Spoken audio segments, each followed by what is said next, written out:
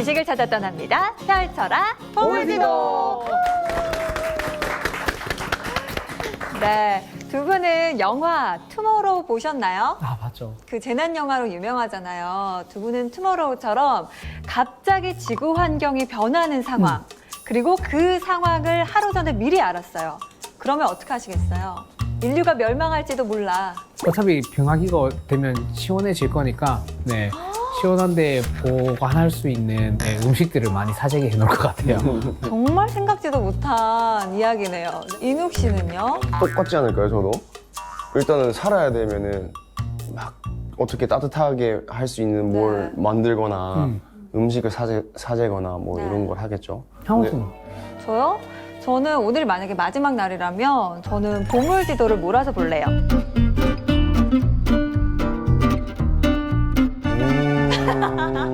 이야, 진짜. 이야. 아, 왜요? 정말. 알겠습니다. 그렇다면 이 지구의 삶을 연구하는 지질학자 분께서는 어떤 대답을 해주실지도 궁금합니다. 오늘의 선장님 바로 모셔볼게요. 선장님 나와주세요. 안녕하세요.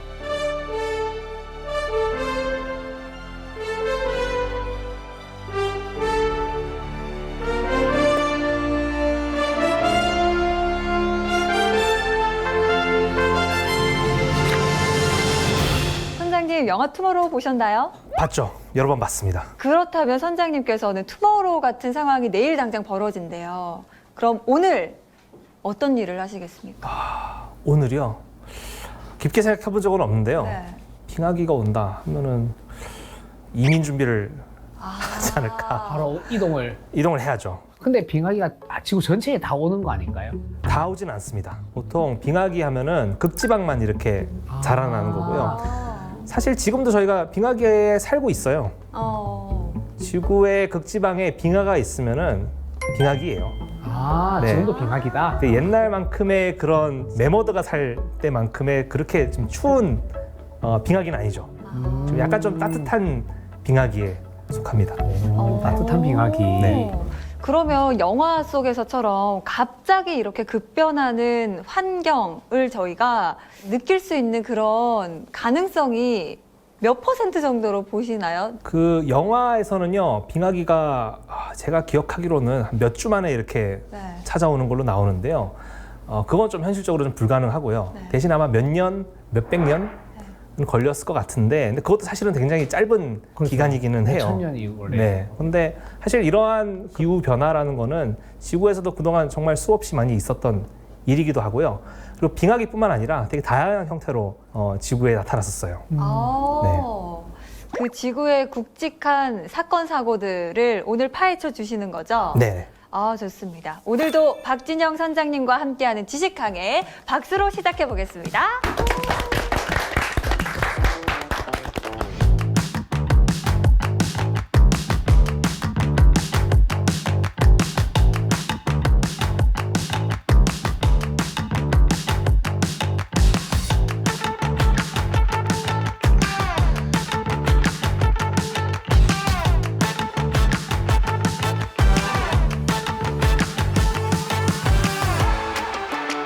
대멸종 사건에 대해서 얘기하기 전에 제가 화석에 대해서 일단 간단하게 얘기를 할까 해요. 제가 지금 보여드리고 있는 저 그림이 뭐냐면요. 저기 책이에요. 중국에서 쓰인 책이고요. 52병방이라고 하는 책이에요. 52가지 병을 고칠 수 있는 약재를 이용해서 약을 만드는 법을 기록한 책이에요. 기원전 3세기예요. 근데 이 책에 재밌는 게 뭐냐면은 저 책의 오른쪽에 다양한 물체들이 그려져 있죠. 네. 제일 가운데 밑에 부분에 보시면은 뭔가 뼈처럼 생긴 게 하나 있어요. 뼈처럼 생긴 게 하나 있죠. 뭘 것 같으세요, 저게? 몽둥이. 몽둥이요? 진짜 뼈 조각인가요? 진짜 뼈입니다. 네. 저게 무슨 뼈냐면요. 거대한 공룡의 뼈예요. 공룡의 뼈요? 뼈를. 공룡의 위팔뼈예요. 기원전 3세기 때 중국 분들이 저걸 찾은 거예요. 근데 저 책에서는 저거를 공룡이라고 언급하지 않아요. 뭐라고 언급하나요? 용으로 언급합니다. 아. 용의 뼈라고 언급을 해요. 그럴 수 있겠다. 네. 그 당시에는 공룡이란 존재를 몰랐기 때문에 그런 거죠. 근데 저게 약을 만드는 방법을 쓴 책이에요. 그러면 저거를 약으로 썼다는 얘기거든요. 그렇죠. 약의 재료였다는 것 같은데. 약의 재료였어요. 그래서 저기서는 용골이라고 이야. 용골이라는 표현을 써요. 화석도 주웠는데 그거 다려가지고 먹으려고 지금. 네, 그래서 보면은 옆에 두 명이 서 있고 한 분이 앉아 있는데 두 명이 지금 어떤 새를 들고 있어요. 네. 보이시나요? 저게 네. 제비예요, 제비. 네, 제비 같네요. 네, 그래서 저 내용을 제가 간단하게 소개해드리자면은 이제 이 용골을 이용해서 약을 만드는 방법, 그 과정이 어떤 거냐면은 일단 용골을 발견을 하면은 그걸 빻니다. 아, 가루로. 가루로 빻아서 제비 뱃속에 넣어요. 어? 죽은 제비 뱃속에 넣어요. 아, 죽은 제비. 네, 뱃속에 넣은 다음에요. 그거를 집 천장에다가 하루 걸어 놓습니다. 걸어 놓고 그 다음 날 그걸 꺼내서 다양한 약초와 함께 다려 먹으면은 만병통치약이다라고 써져 있어요. 지금 생각하면 좀 웃기죠. 네. 과연 만병통치약이었는데 이거 제비는 왜 죽였으며, 그죠? 근데 사실 재밌는 얘기는 아니에요. 왜냐면은 저 약을 먹고 많은 사람들이 죽었어요. 저게 뼈 화석이에요. 근데 사실 뼈 화석은 광물이에요. 돌가루 사실 먹는다고 사람이 죽진 않아요. 근데 당시 사람들은요, 만병통치약으로 소개는 했는데 먹을 때마다 사람이 죽는 거예요. 어떻게 해석을 했냐면은, 용의 기가 너무 세가지고 사람이 이거를 못 받아들인다라고 생각을 한 거예요. 근데 나중에 알고 봤더니 사람들이 죽는 이유가 있었어요. 뭘까요? 뭐냐면요, 같이 들어간 약초 중에 독초가 있었어요. 뼈가 문제는 아니었고. 뼈가 문제는 아니었어요. 그래서 지금 보면 되게 좀 어떻게 보면 웃긴 이야기고요. 그래서 옛날에는 저런 식으로 뼈 화석, 그러니까 생물의 화석을 발견하면은 그걸 잘 이해를 못했어요. 되게 좀 전설 속 신화 속에 등장하는 신비한 동물의 유해라든지 아니면 어떤 지역 같은 경우는요, 뭐 행운을 가져다 주는 부적부터 해서 자연이 일부러 인간을 속이기 위해서 만든 물체라고 해석을 했었어요. 또 어떤 데에서는 이게 악마가 사람을 유혹하기 위해서 만든 거라고.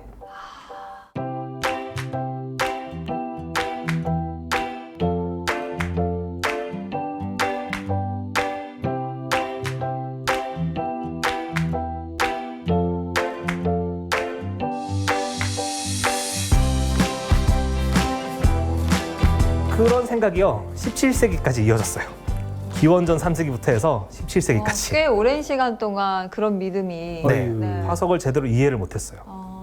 그러다가 17세기 중반에 닐 스텐센이라는 덴마크 출신의 과학자가 어느 날 상어를 해부를 하고 있었어요.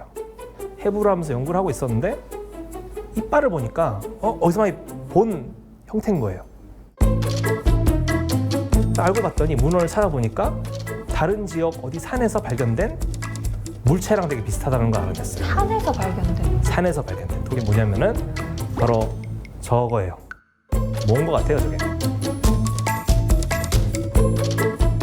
그게 뭐지? 오른쪽에. 상어 머리인가요? 저게 상어 이빨 화석이에요. 상어 이빨. 상어 이빨 화석인데, 이빨이 톱니가 있네. 네, 톱니가 발달되어 있는 게 특징이에요. 근데 오늘날이야 사실 우리가 상어 하면 다 알죠. 네. 상어 이빨도 어떻게 생겼는지 조금이라도 관심 있으면은 아는데, 네. 옛날엔 그걸 몰랐겠죠. 옛날 내륙에서 사는 사람들은 바다도 구경 못하고 돌아가시는 분들도 많았어요. 근데 산에선 저런 게 나와요. 돌을 깼더니 나오는 겁니다. 그럼 저거를 상어의 이빨이라고 감히 상상할 수가 없었어요. 바다도 아니고. 그래서 저걸 어떻게 해석을 했냐면은 용의 혀라고 생각을 했어요. 용의 혀. 만만한 게 용이네요. 네, 용 혓바닥처럼 생겼잖아요. 네. 그러니까는 저게 용의 혀가 남아 있는 거다라고 생각을 했었어요. 근데 이 닐 스텐센이라는 사람이 상어를 해부하다가 보니까는 옛날부터 사람들이 용의 혀라고 생각했던 거랑 이거랑 같다는 거를 알아냈어요. 그럼 이게 지금까지 우리가 용의 혀라고 생각을 했는데 용의 혀가 아니구나. 그냥 옛날에 살았던 상어의 이빨이 남아있는 거구나 라는 걸 알아내요. 그래서 이때부터 화석으로 발견된 이러한 물체들이 그냥 초자연적인 현상에 의해서 만들어진 게 아니라 옛날에 살았던 생물의 유해라는 거를 알게 돼요. 17세기 중반부터요.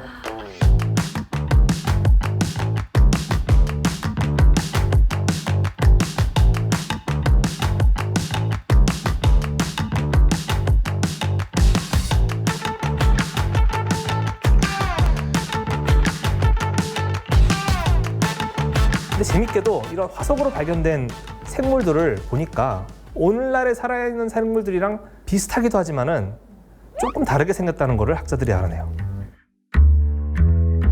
제가 지금 보여드리는 이 동물은요, 이크티오르니스라고 하는 새예요. 근데 지금으로부터 9천만 년 전 북아메리카 대륙에서 살았어요. 보통 새는요, 주둥이 끝에 각질로 된 부리가 있어요. 근데 이 새는 부리 안에 뭐가 있죠? 부리 안에 입이 있어요. 이빨. 이빨이 있어요. 아, 네. 이빨이 있어요. 죄송합니다. 그런 말은 나도 하지. 뾰족뾰족한 이빨이 나 있어요. 네. 오늘날 살아있는 새 중에 혹시 이빨이 있는 거 있나요? 아니요. 네, 유전자 변형된 병아리가 아니면은 네. 웬만하면 이빨이 없어요. 네. 근데 옛날에 살았던 새는 이빨이 있었던 거예요. 중생대, 그러니까 공룡 시대에 해당되는 시대에 나오는 새들을 보잖아요. 네. 90% 정도는 사실 이빨을 갖고 있어요. 네.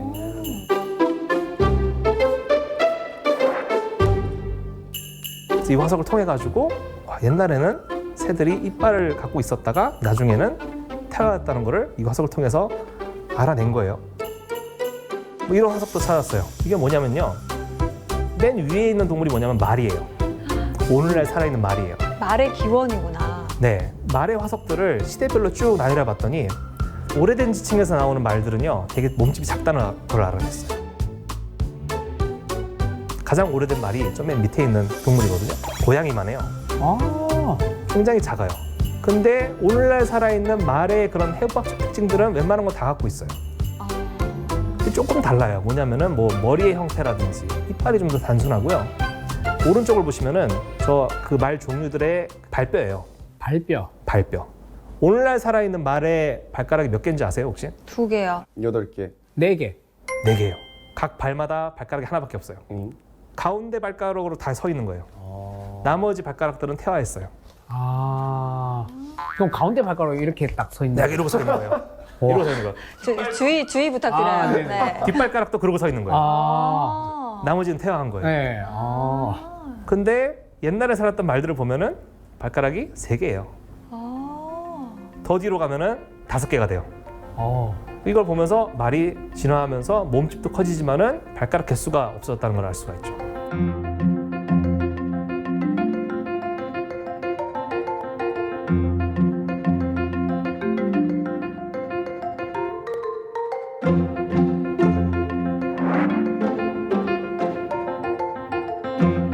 그래서 이런 식으로 옛날에 살았던 생물들이 오늘날 살아있는 생물들의 조상이다 라는 거를 화석을 통해서 알았어요. 뭐 옛날에 살았던 말이라든지 이빨 달린 새까지는 옛날 사람들이 보고는 어느 정도 이해는 했어요. 오늘날 살아있는 생물들의 조상이니까는. 근데 이런 동물들과 함께 정말 특이한 동물들이 또 발견되기 시작해요.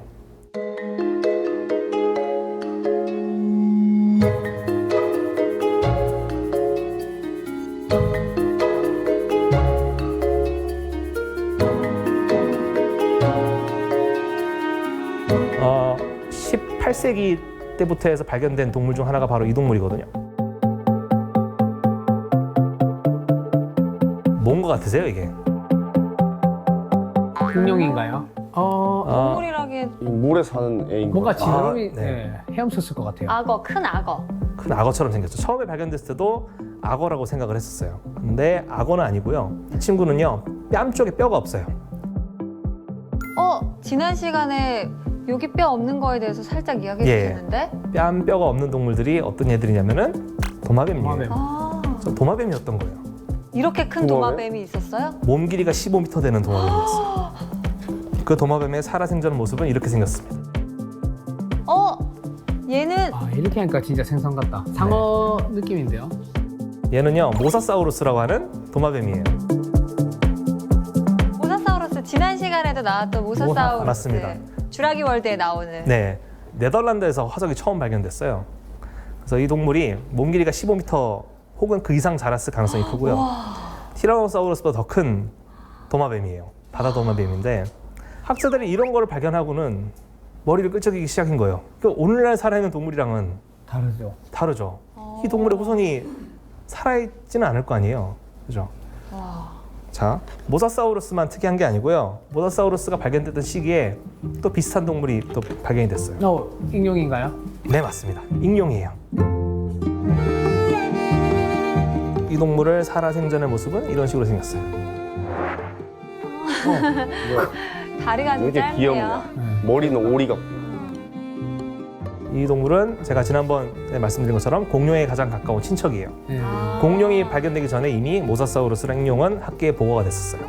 이런 식으로 오늘날 살아있는 동물과 너무나 다르게 생긴 화석 생물들이 발견이 되기 시작한 거예요. 이때부터 18세기 후반부터. 그래서 어떤 사람들은요, 분명히 이 동물이 오늘날에도 살아있다고 생각을 했어요. 그래서 익룡도 지금이야 우리가 이게 하늘을 나는 동물이라고 해석을 하잖아요. 너무 기괴하게 생겨가지고 당시에 몇몇 과학자들은요, 얘네가 날아다니는 걸 본 적이 없으니까 이게 사실 날개가 아니라 지느러미고 심해에 사는 동물이라고 생각을 했어요.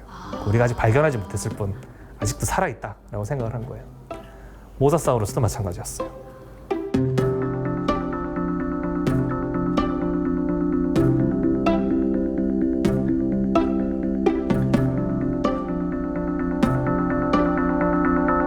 그러다가 프랑스의 한 과학자가 이거를 좀 더 진지하게 고민을 해보기 시작해요. 조르주 쿠비에라고 하는 프랑스의 굉장히 유명했던 해부학자이자 화석 연구를 처음 하신 분이에요. 고생물학의 아버지라고도 불려요. 이분이 고생물학이라는 단어를 처음 쓰세요. 아버지라고 지금. 예. 아버지. 예. 파리 자연사박물관에 가잖아요. 그러면 이분 석상이 이렇게 멋있게 서 있어요. 주변에 다른 동물들 박제랑 골격들 다 있고 이러고 서 있어요. 진짜 멋있게. 근데 이분이 어떤 걸 연구를 했냐면요, 이 동물을 연구를 했어요. 매머드? 매머드입니다. 그냥 매머드는 아니고 이게 털 매머드라는 종이에요. 매머드. 매머드도 사실 종류가 되게 많아요. 우리가 흔히 매머드라고 하는 동물, 맘모스라고 잘못 표기하기도 하는데 맘모스는 잘못된 표현. 잘못된 표현이에요. 제가 맨날 코끼리 맘모스, 코끼리 맘모스 이렇게 놀렸는데 코끼리 매머드, 코끼리 매머드 이렇게 놀려야 되나요? 그게 맞죠. 알겠습니다. 아나운서라는 사람이. 우리가 흔히 아는 매머드, 털이 길쭉한 애들은 이제 털 매머드라고 부르는데요. 이 동물을 처음에 연구를 했어요. 연구를 해봤더니 오늘날 살아있는 코끼리가 두 종이 있거든요. 아프리카 코끼리가 있고요, 아시아 코끼리가 있었어요. 근데 매머드를 연구해 보니까 얘는 당연히 오래된 지층에서 나왔으니까는 이 코끼리들의 조상일 거라고 처음에 다들 생각을 했는데, 자세히 연구해 보니까 이 코끼리들의 조상이 아니라고 결론을 내린 거예요. 코끼리 조상이 아니에요? 코끼리 조상이 아니에요. 너무 사실은 닮았는데? 매머드는 코끼리 한 종류예요. 아. 이빨의 형태라든지 뼈의 골격 구조 이런 것들이 사실은 매머드는요, 오늘날의 아시아 코끼리랑 제일 비슷해요. 이거는 최근에 와서 DNA 분석을 해봤더니 아시아 코끼리랑 더 가깝다는 거를 알아냈어요. 아프리카 코끼리보다는 아시아 코끼리랑 더 가까운 관계인 거예요. 그럼 오늘날 존재하지 않는 코끼리인 거예요. 그래서 조르주 쿠비에는요, 이 동물이 멸종했다고 언급을 해요. 근데 학계에서 난리가 났어요. 생물이 멸종을 할 수 있다는 걸 그 어느 누구도 생각하지 않던 때였어요. 그 개념 자체를 처음 이야기를 한 거구나. 처음 얘기를 멸종될 했어요. 수 있다라는 네. 거에. 그래서 우리가 화석으로 발견되는 수많은 희한한 동물들은 사실은 다 이미 멸종한 애들이다 라고 언급을 하신 거예요. 그때 당시에는 그냥 눈에 보이지 않으니까 뭐 심해에 살거나 그럴 것이다 라고만 생각을 했는데. 생각을 했었죠. 그리고 이미 완벽한 세상인데 동물이 옛날부터 항상 존재할 것 같은데 언젠간 멸망할 수 있다라는 거를 처음 언급한 분이에요. 이 연구가 되게 당시에는 되게 획기적인 거여가지고요. 조르주 쿠비의 별명도 매머드가 돼요, 결국에는. 네. 코끼리 매머드. 네. 매머드가 돼요. 되게 좋아해, 되게 좋아해. 정말 멸종이라는 말이 지금 우린 당연하게 생각하는데 처음 들었을 때는 엄청 공포스러웠을 것 같아. 이 받아들이기 힘들었을 것 같아요. 그죠. 네. 새로운 개념이니까. 새로운 완전히. 개념이었어요. 네. 그게 19세기 초반이에요.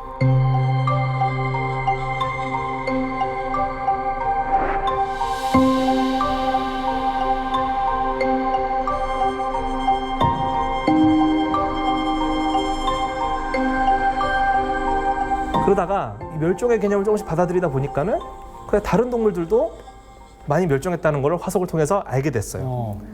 그래서 화석으로 각 시대별로 살았던 동물들을 쭉 한번 나열해봤어요. 이게 생물의 종수가 시대에 따라 항상 일정한 게 아니라 들쑥날쑥하다는 걸 그러네. 알았어요. 그래서 보니까는 생물의 다양성이 크게 2번 하강하는 거를 알아내요. 확 줄었던 시기가 확 줄었던 시기가 크게 2번 있었다는 거를 학자들이 알아내요. 그래서 그걸 기준으로 시대를 3등분을 해요. 네, 3등분 지금 나눠져 있네요. 3등분해요. 그래서 맨 위에 있는 거를 물고기랑 해양 동물들이 많이 나와요. 그래서 물고기의 시대. 그 다음 거를 파충류가 많이 나오네. 파충류의 시대. 네, 시대. 그리고 제일 아래에 있는 거를 포유류 화석이 많이 나오니까 포유류의 시대라고 정의를 내렸는데요. 이게 지금의 신생대, 중생대, 고생대가 된 거예요. 아. 이거 궁금한 거예요, 학자들이 이제. 이렇게 나누긴 했는데 고생대가 끝날 무렵에 무슨 일이 있었길래, 진짜. 그리고 중생대가 끝날 무렵에 무슨 일이 있었길래 정말. 생물들이 다 같이 사라진 걸까? 그래서 조르주 쿠비에는요, 이것을 생물혁명이 일어났다는 표현을 써요. 혁명이다. 혁명이다. 왜 그러냐면요, 조르주 쿠비에는 프랑스 혁명을 겪었던 사람이에요. 그래서 생물혁명이라는 표현을 썼는데 그게 나중에 대멸종이라는 개념으로 바뀌어요. 성공하면 혁명 아닙니까? 그래서 굉장히 큰 대멸종 사건이 지구 역사상 2번 있었다는 것을 학자들이 화석 기록을 통해서 알아냈어요. 화석이 없었으면은 이걸 전혀 알지 못했을 알 거예요. 수 없죠. 네.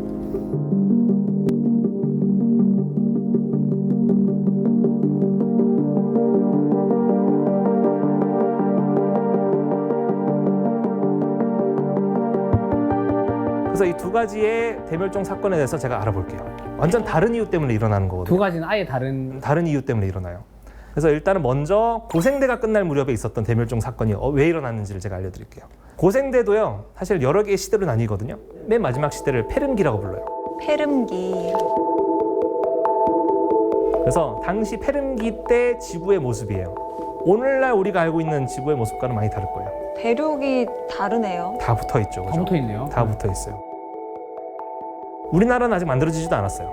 그 땅들이 다 모여 있는데 땅이 움직인다는 거 혹시 다들 아시나요? 네. 땅 움직여요. 땅이 조금씩 움직여요. 지동설 들어보셨어요? 네. 지구도 움직인답니다.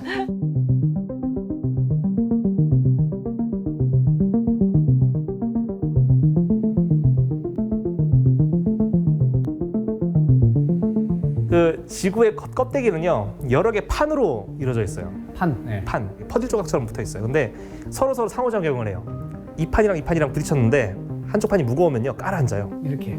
그래서 보통 판이 움직이는 속도는요, 사람 손톱이 자라는 속도만큼 움직여요. 꽤나 빨리 꽤나 자라는데. 빠르다. 빨리 생각보다 움직여요. 빨라요. 그래서 지금으로부터 2억 5,100만 년 전에 저런 식으로 모든 대륙이 한 곳에 뭉치게 됐어요. 근데 뭉치게 됐는데 그랬더니 엄청나게 많은 해양판들이 깔아앉기 시작했어요. 지구 속으로. 안으로 들어갔다는 거예요. 안으로 들어가는 거예요. 아, 근데 밑으로 들어가면은 뭔가 어디론가 뭐가 나와야겠죠. 그쵸. 해양판이 들어가면서 땅 속에 있던 뜨거운 돌들이 마그마? 올라오게 된 거예요. 그 어디로 올라왔냐면은 러시아로 올라왔어요. 러시아의 시베리아 일대에 올라오게 됐어요. 화산 폭발이다. 맞아요. 화산 폭발이 굉장히 어마어마하게 큰 규모로 일어나게 돼요.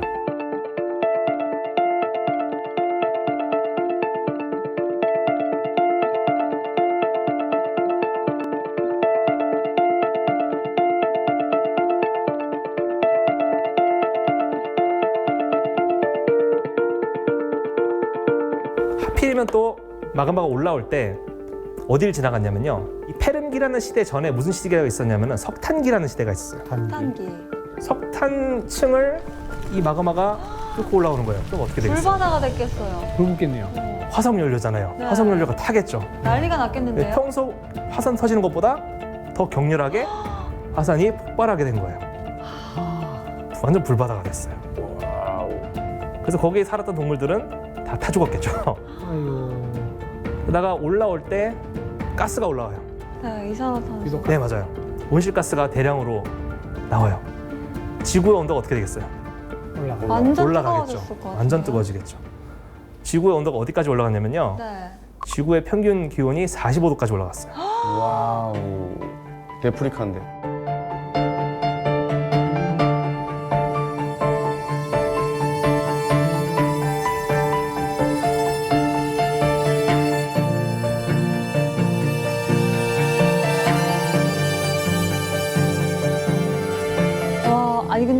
이렇게 몇 도까지 올라가는 건 어떻게 알아요? 이게 아주 추정치긴 한데요. 네. 이렇게 추정한 이유가 있어요. 어. 뭐냐면요.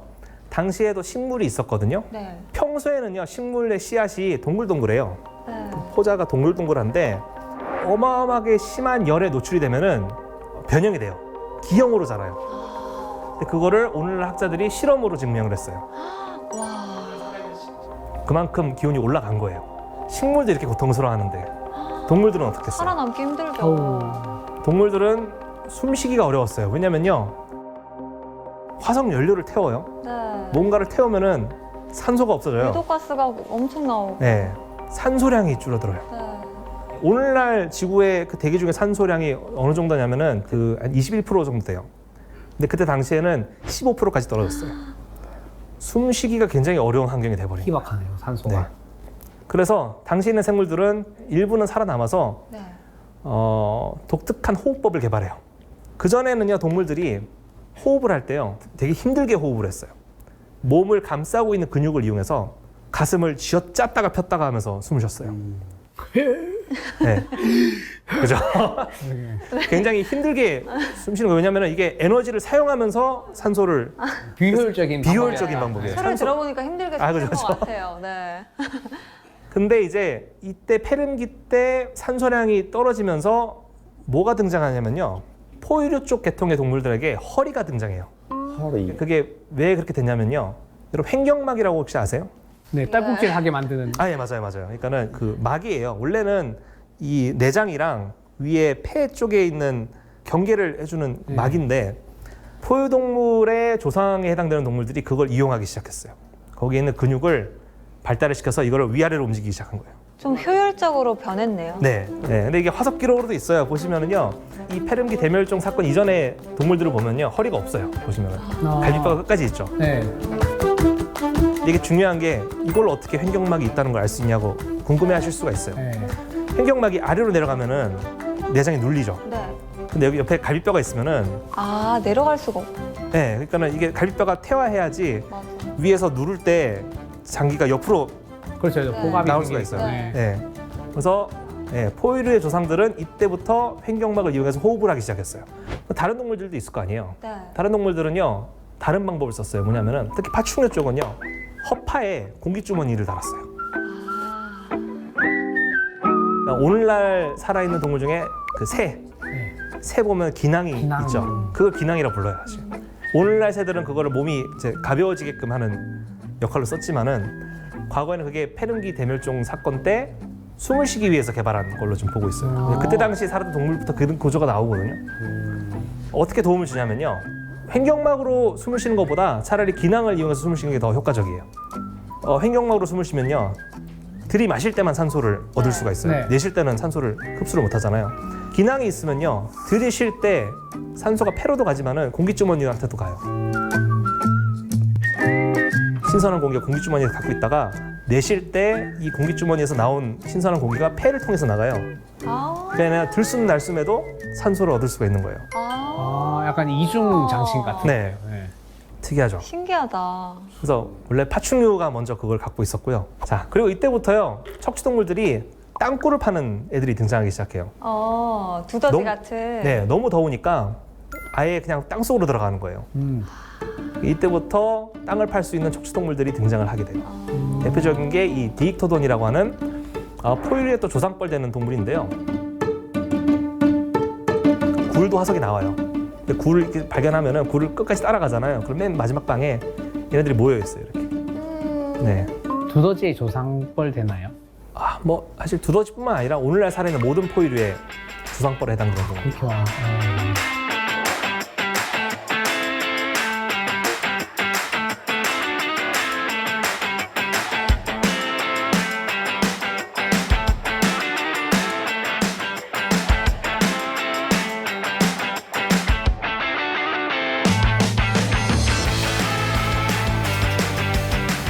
육지에선 이런 일들이 있었는데 네.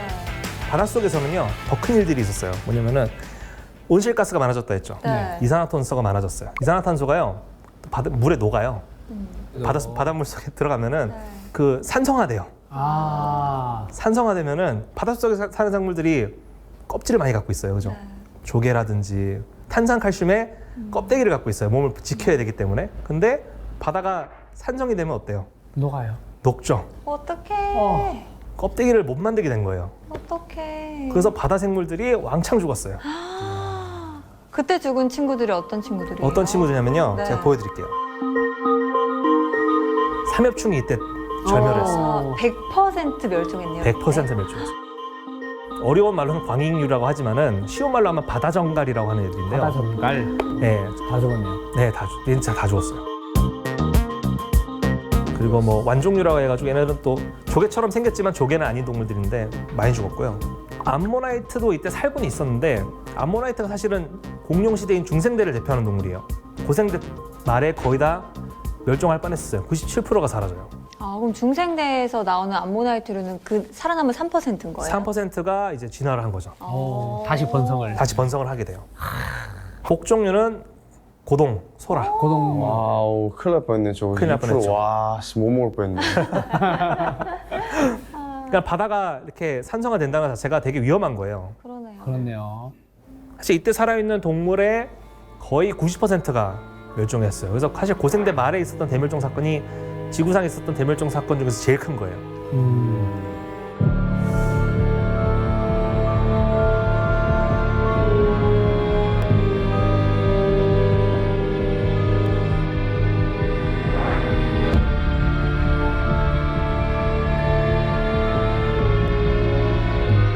그 다음으로 큰 대멸종이 뭐냐면은 중생대 말에 있었던 백악기 말 대멸종 사건이에요. 공룡시대가 끝나는 무렵에 있었던 대멸종 사건이에요. 백악기 말 대멸종 사건은요, 모든 게 하루 만에 일어났어요.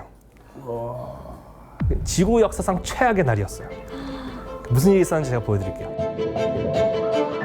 당시 지구 모습은 저렇습니다. 대륙이 많이 깨졌죠. 네. 옛날에 비해서. 좀 쪼개져 있네요. 네, 많이 쪼개져 있어요. 그래서 당시에 이제 기후도 되게 다양화됐어요. 새로운 바닷길이 생기면서 기후가 다양화되고 사실 백악기 때 가장 많은 공룡들이 나오거든요.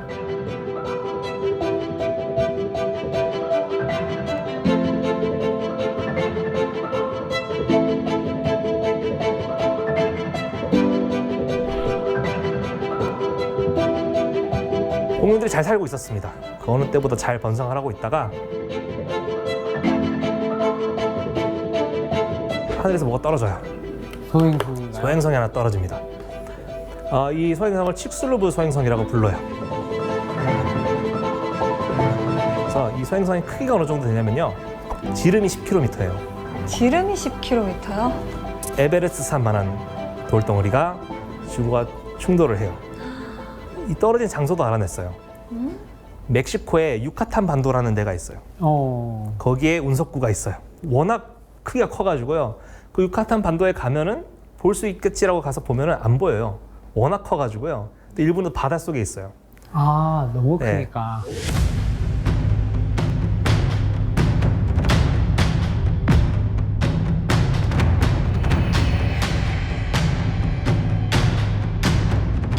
엄청난 충격이었겠네요. 엄청난 충격이었죠. 이게 지구와 충돌했을 때 나온 에너지가 히로시마 원자폭탄 그 10억 개 터졌을 때 에너지가 발생했을 걸로 보고 10억 있어요. 개. 와. 10억 개면 그냥 다 지구가 없어졌어야 되는 거야. 그러니까 없어졌죠, 공룡이. 그때 지구는 생각보다 큽니다. 그래서 커가지고요. 하필이면요, 이 운석이 충돌할 때 그냥 수직으로 지구와 부딪힌 게 아니에요. 관련된 다큐라든지 만화 보면은 운석이 그냥 수직으로 떨어지는 걸로 나오는데, 사선이군요. 예, 기울어진 채로 부딪혔어요. 그게 더 안 좋은 거 아니에요? 그게 훨씬 더 안 다 좋아요. 긁으면서 막 떨어졌겠네. 맞아요. 파급력이 더. 네. 슬라이딩 하면서. 여러분들이 모래사장에 갔을 때 발을 이렇게 찍는 거랑 이렇게 찍는 거랑 다르잖아요. 네. 이렇게 찍으면 어떻게 돼요? 모래가 터지잖아요. 네. 네. 그러니까 에베레스트 산 30개 분량의 암석이 하늘로 날아가요. 정말 민폐다, 민폐. 네. 소행성. 그날 있어도 공룡들은 완전 네. 어이가 없죠, 그죠? 쑥 떠먹다가 갑자기. 진짜. 네. 이게 뭐야? 그래서 일부 돌은요 달에도 떨어졌고요, 화성까지도 갔어요.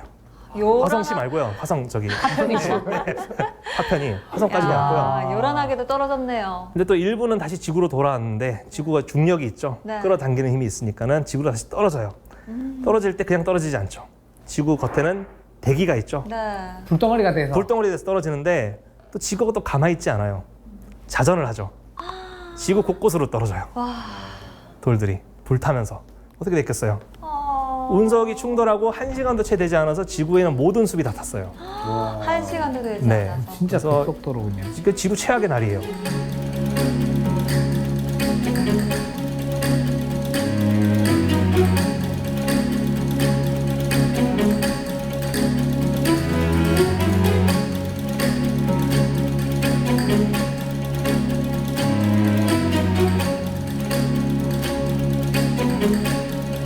하지만 공룡을 제일 많이 죽인 거는요, 해일도 아니고 산불도 아니었어요.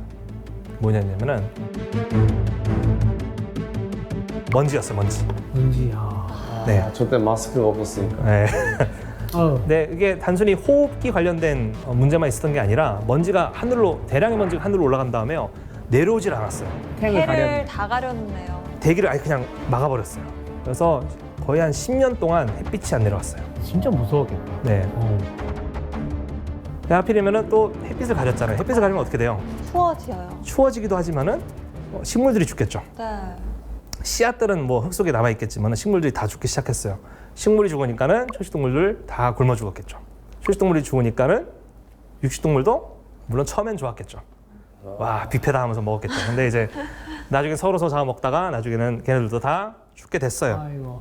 대재앙이다. 네, 육지에선 이런 일들이 벌어지고 있었어요. 생각해 볼 게 뭐냐면요, 공룡 시대, 그러니까 중생대를 대표하는 동물이 꼭 공룡만 있는 건 아니에요. 이런 동물도 있어요.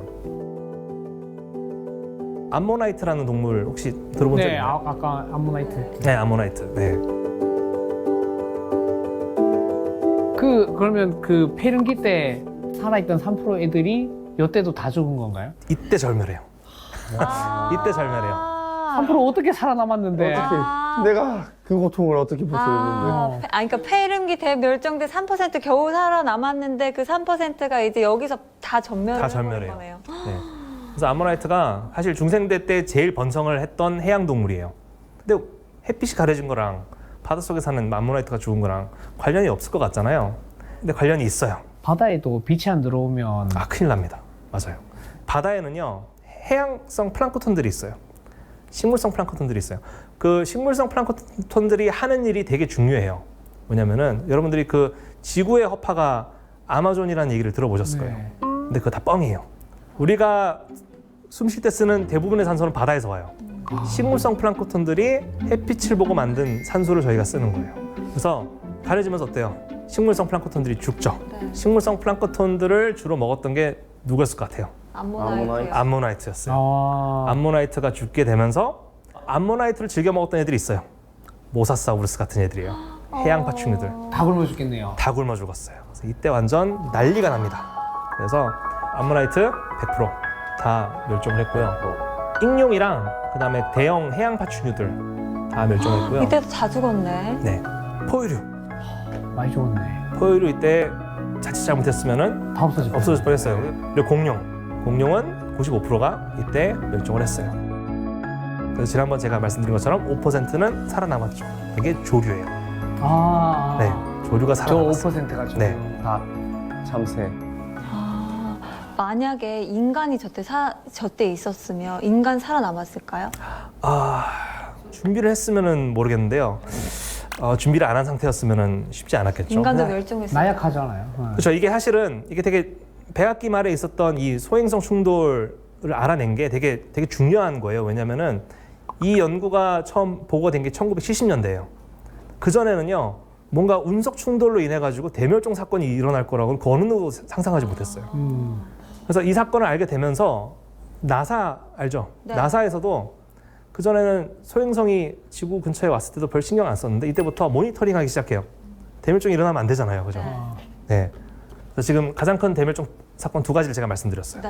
하나가 페름기 말 대멸종 사건, 하나가 백악기 말 대멸종 사건. 둘 다 달라요. 페름기 말 대멸종 사건은 대규모의 화산 활동, 그 다음에 백악기 말 대멸종 사건은 소행성 충돌. 그 당시의 기록들을 보면요, 화석 기록을 놓고 보면은 페름기 대멸종 사건이 더 커요. 더 치명적인 대멸종 사건이었어요. 해양 생물의 90% 이상이 멸종을 했고요. 육상 생물의 70%가 멸종을 했어요. 백악기 말 대멸종 사건은 지구 역사상 최악의 날이긴 했지만은 네. 75%가 멸종했어요.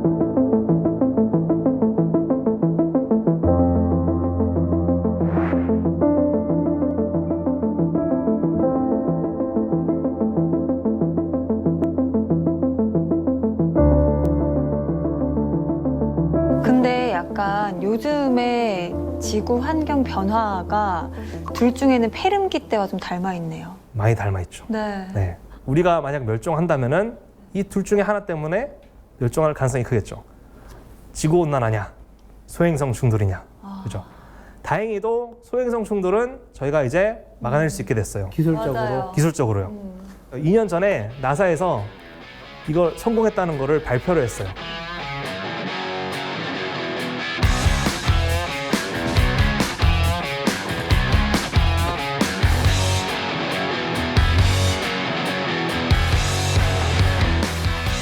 다른 한 가지가 남았죠. 그렇죠. 어마무시한 게 남았어요. 판의 이동은 못 막잖아요.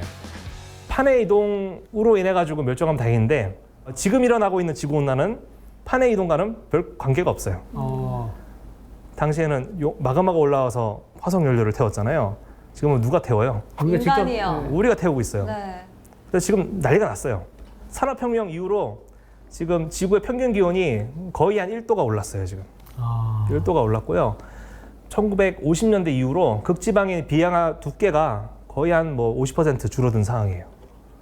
많이 변했어요. 이야. 환경이 변하니까 어때요? 생물들도 엄청나게 큰 영향을 미치겠죠. 특히 이제 가장 타격을 많이 입은 게 극지방 생물들이에요. 한 가지 사례를 제가 보여드릴게요. 저기 있는 저 동물이 무슨 동물인지 혹시 아시나요? 이렇게 바다 사자인가요? 바다 코끼리? 맞아요, 바다코끼리예요. 바다 코끼리. 쟤네들은요, 원래는 바다 위에 떠 있는 얼음 있죠, 해빙 위에서 새끼를 키워야 돼요. 어미들이 해빙 위에서 새끼를 키울 동안에 수컷들은 해변에서 쉬고 있어요. 근데 해빙이 없어진 거예요. 그럼 어떻게 해요? 새끼를 낳기 위해서 해변으로 다 몰리겠죠. 너무 많은 바다코끼리들이 해변에 몰린 거예요. 그러니까는 어떻게 돼요? 자리가 좁아요. 자리가 좁으니까는 사고가 일어날 수밖에 없죠. 그래서 한 번은요, 2,000마리나 되는 바다코끼리가 다른 개체들에 의해 가지고 짓밟혀가지고 죽은 사례가 있어요. 이거 외에도 되게 많고요. 생물 종류가 지금 많이 줄어든 상황이에요. 1970년대에 야생동물 수가요, 지금이랑 비교하면요 70%가 줄어들었대요. 좀 약간 눈치 빠르신 분들은 알아차셨을 거예요. 뭐냐면요, 옛날에는 저희가 시골이나 이런 데 내려갈 때 차 타고 가면은 차 유리에 곤충 자국들이 많이 나왔어요. 곤충과 부딪혀가지고. 네. 맞아요. 요즘은 시골 갈 때 그런 자국들이 남나요? 근데 예전만큼 많지는 않을 거예요. 생태계가 지금 붕괴하고 있어요. 그 많은 동물들이 지금 멸종하고 있는데 제가 몇 가지 지금 현재 제일 멸종위기 심각한 동물 4종을 보여드릴게요. 하나는요, 카카포라는 저 앵무새예요. 앵무새인데 지금 남아있는 개체수예요. 저게 247마리예요? 247마리예요. 되게 다라고요? 네. 원래는 2022년도에 300마리가 넘었는데 지금 저렇게 됐어요. 표범, 암으로 표범 120마리밖에 안 남았습니다. 이게 지금 작년 기준이에요. 더 줄어들었을 수도 있어요. 바키타라고 해가지고 이건 돌고래 일종인데 10마리밖에 안 남았어요. 10마리. 그리고 북부 흰 코뿔소가 2마리밖에 없습니다. 2마리 암컷 수컷이에요? 둘 다 할머니예요. 번식은 지금 이미 포기한 상태예요. 지금 군인들이 저걸 지키고 있어요. 어떡해. 왜냐면은 밀렵꾼들이 저걸 노리고 있거든요. 저걸 또 노려 2마리 남았는데. 2마리 남은 거를 갖다 팔면은 더 돈이 돼서. 돈이 되기 때문에. 정말 같은 인간인 게 싫으네요. 그래서 지금 대멸종이 일어나고 있어요. 부정할 수 없는 사실이에요. 우리한테도 영향을 미치고 있어요. 맞아요. 네. 폭염. 네. 지구가 더워지니까는, 그죠? 인도 같은 경우는요, 기온이 45도까지 올라가가지고 거의 100명이 사망한 일도 있었고요. 멕시코도 마찬가지예요. 그리고 재밌는 게 사람들이 지구온난화인데 왜 비가 많이 내려? 지구온난화인데 왜 눈이 많이 내려? 이러는데 지구가 더워지잖아요. 그럼 물이 더 많이 증발을 해요. 그러면은 비구름이 더 커지겠죠. 네. 어느 한 곳에는 비가 내릴 거 아니에요. 폭우가 발생할 수밖에 없는 거예요. 그래서 BBC에서 조사한 거에 따르면은 작년에 이런 뭐 산불이라든지 기후변화에 의해 가지고 사람이 최소 12,000명이 죽었다고 지금 보고 있어요. 사는 곳만 잃는 거 아니고요. 식량도 줄고 있어요. 쌀 줄고 있고요. 밀 재배할 수 있는 공간이 부족하고요. 꿀벌 줄고 있어요. 꿀벌 죽는 소리는 정말 네. 많이 들었습니다. 네. 많이 줄고 있어요. 그래서 지금 대멸종 사건은 일어나고 있어요. 이건 사실이에요.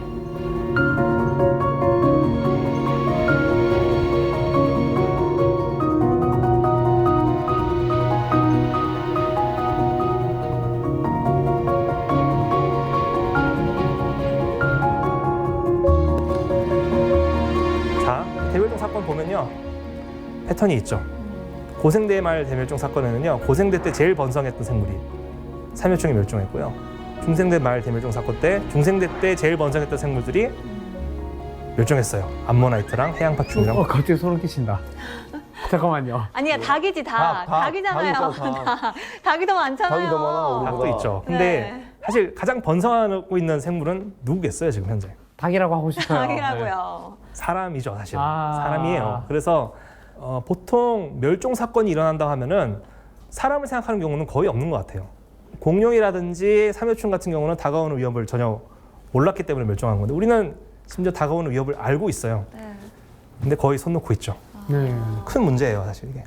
그래서 가끔 그런 것들 많이 봅니다. 그런 TV 광고라든지 보면은 그래 지구를 위해서 우리가 쓰레기를 줄여야 되고 이런 걸 하는데 잘못된 표현이에요. 환경이 파괴돼도 지구는 멀쩡해요. 근데 자칫 잘못하면은 우리가 망할 수가 있어요. 방금 좀 소름 끼쳤어요. 네. 뭐 어디 광고 같았어요. 근데.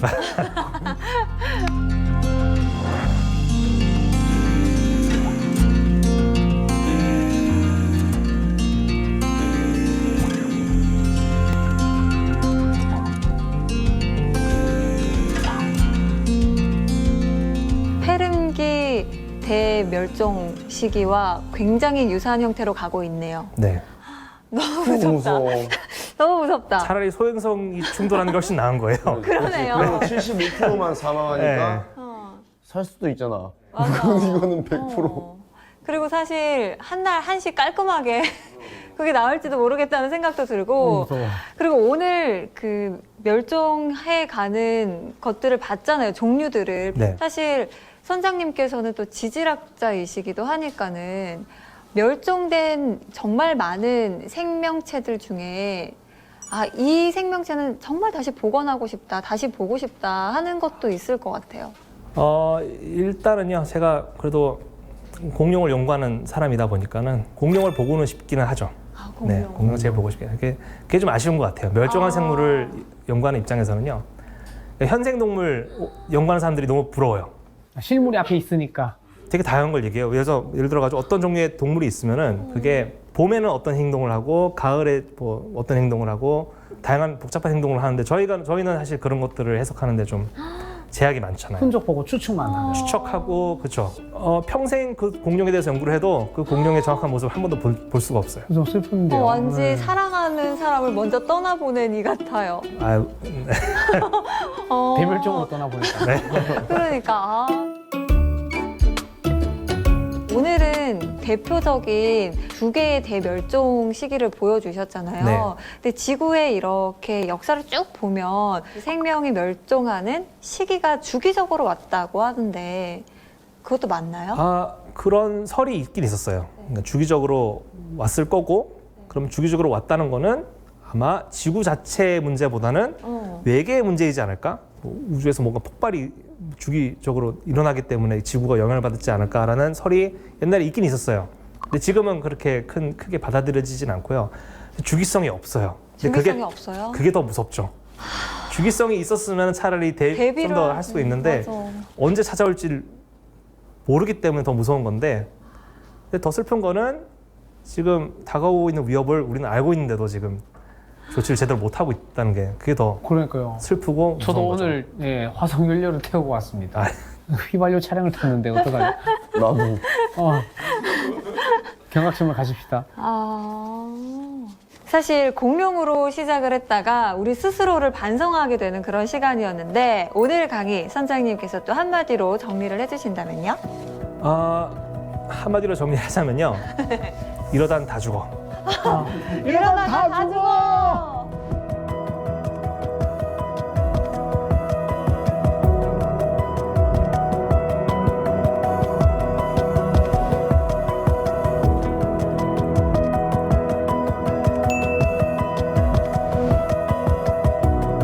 딱 걸맞는 한마디 아니었나 생각이 듭니다. 아니 오늘 두 분도 이야기를 들으면서 좀 많은 걸 느꼈을 것 같아요. 어땠어요? 저는 사실 지난 시간, 공룡 시간 때부터 느꼈던 거지만 진짜 같이 살려면 네, 다 죽지 않으려면 네, 좀 더 이걸 신경 써야 되고 사실 이 개개인이 그냥 한두 가지 노력한다고 되는 게 아니고 정말 좀 정책적으로 아니면 더 큰 단위에서 같이 좀 협력이 필요하지 않나 네, 한 번 더 생각이 듭니다. 다 같이 머리 싸매 봅시다. 파이팅. 네. 아, 다 함께 동참합시다. 네네네. 사실 우리 세대만이 문제가 아니고 우리 다음 세대한테는 더더욱 또 이제 직면할 문제라고 생각이 되니까 네, 또 걱정이 되네요. 맞아요. 공룡골 나지 않으려면 다 함께 노력해야 됩니다. 멸종하지 않게 조심해. 네. 공룡은 멸종 안 했다니까요. 아, 맞아. 맞네. 아, 맞다. 암모나이트로 가시죠. 아, 맞다. 다 같이 암모나이트가 되지 않으려면 노력합시다. 좋아요. 윤욱 씨는 오늘 어떻게 들었어요? 제가 뭐 살고 있는 것만 생각을 했지 뭐 이렇게 뭐 옛날부터 역사나 공룡이 뭐 있었던 거랑 뭐 멸종하는 거 이런 것까지 엄청난 역사가 있다는 걸 새삼 좀 느끼지 않았나. 자기 살기만 봐봤어. 뭐 똑같잖아요. 그런 거가 일단 뭐 새삼 많이 깨달았습니다. 알겠습니다.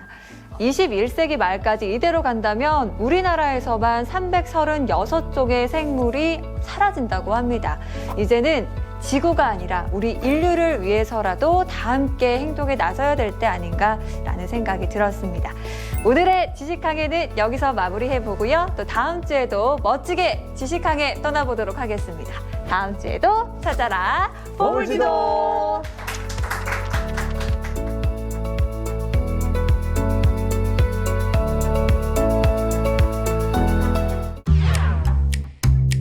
참 많은 분들이 질문을 하세요.